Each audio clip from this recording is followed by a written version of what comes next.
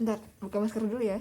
Hai netizen, kenalin aku dari Mbak Dini Jayidah. Pada video ini aku akan membahas strategi kreatif bisnis di masa pandemi. Setiap pendengar tahun 2020, pasti banyak orang akan menghela nafas sambil menggeleng-gelengkan kepala. Karena siapa sangka akan terjadi peristiwa seperti ini di tahun ini. Dunia seakan sedang diriset dan berkata layaknya seorang petugas SPBU yang sedang mengisi BBM kendaraan pelanggannya. Mulai dari nol ya.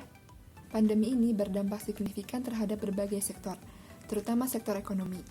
Hasil survei BPS tahun 2020, sebanyak 82,85% pekerja mengalami penurunan pendapatan, dan tidak sedikit pula yang kehilangan pekerjaannya. Hal ini menyebabkan daya beli atau spending dari masyarakat menurun. Selain itu, himbauan di rumah aja atau stay at home menyebabkan perubahan perilaku atau behavior dari konsumen. Yang pertama, mereka lebih peduli terhadap kesehatan, mulai dari produk bernutrisi hingga keamanan pengemasan dan pengiriman. Mereka mengutamakan untuk menggunakan layanan bebas kontak. Yang kedua, mereka fokus terhadap harga dan kebutuhan primer. Mereka akan mengurangi dan menghentikan kebutuhan lainnya.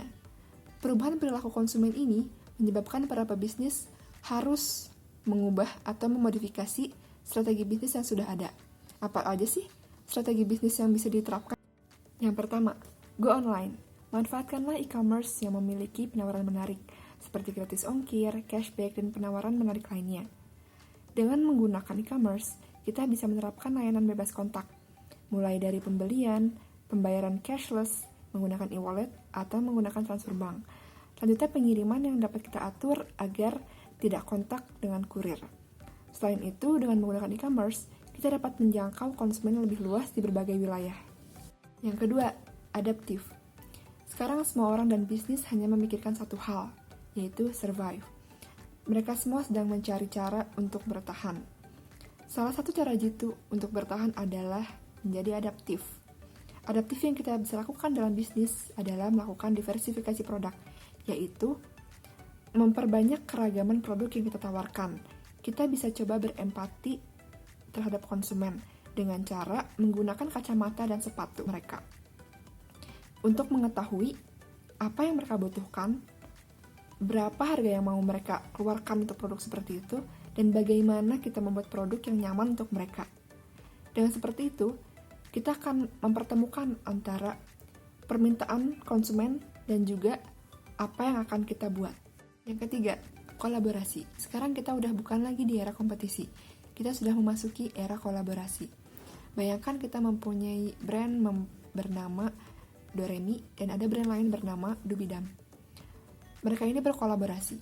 Pada awalnya mereka mempunyai masing-masing audiens yang kita sebut dengan tribe.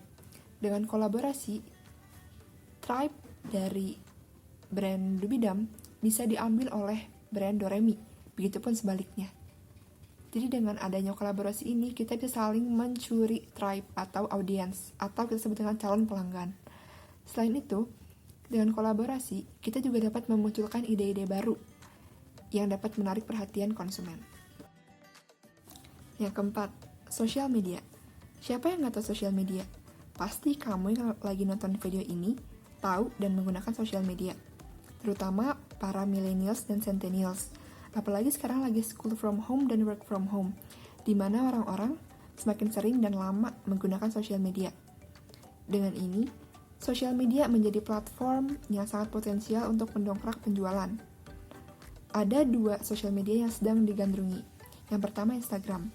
Di Instagram, kamu bisa mempost video atau foto produk kamu dengan menarik atau estetik, dengan caption yang menarik perhatian para calon pelanggan.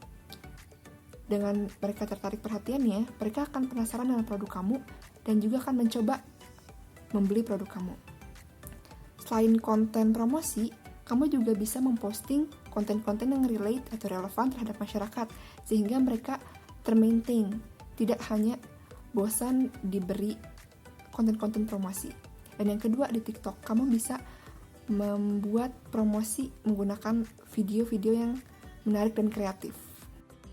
Yang kelima, promosi. Daya beli masyarakat sekarang sedang rendah. Oleh karena itu, pebisnis harus melakukan promosi yang gencar. Bisa dengan diskon, bundling dengan masker, hand sanitizer, atau vitamin. Dan jangan lupa untuk mencari informasi tentang endorse atau promosi gratis yang dilakukan oleh influencer atau public figure. Banyak loh sekarang artis yang sedang membuka promosi gratis untuk produk lokal. Dengan begitu, kamu dapat menjangkau pasar yang lebih luas lagi. Dan yang terakhir, jika kamu mempunyai dana lebih, kamu bisa mencoba untuk menggunakan jasa influencer nano, yaitu influencer yang memiliki followers kurang dari 10.000. Yang keenam, customers happy. Tidak ada strategi marketing yang lebih hebat daripada word of mouth, yaitu testimoni dari mulut ke mulut. Contoh, aku kemarin baru beli produk A loh, bagus banget, nyesel cuma beli satu. Kata ibu-ibu B, gitu. Ih, penasaran aku juga, ntar kirim link tokonya ya via WA. Nah, dengan word of mouth bisa memotong biaya untuk promosi. Kita hanya cukup membuat customer yang sudah membeli produk kita tuh happy, sehingga mereka akan mereferensikan produk ini ke teman-temannya. Lalu, selain kita membuat mereka happy, kita juga harus memaintain mereka dengan promo-promo menarik. Misalnya dengan promo menarik untuk pelanggan setia dan promo menggiurkan untuk pelanggan baru.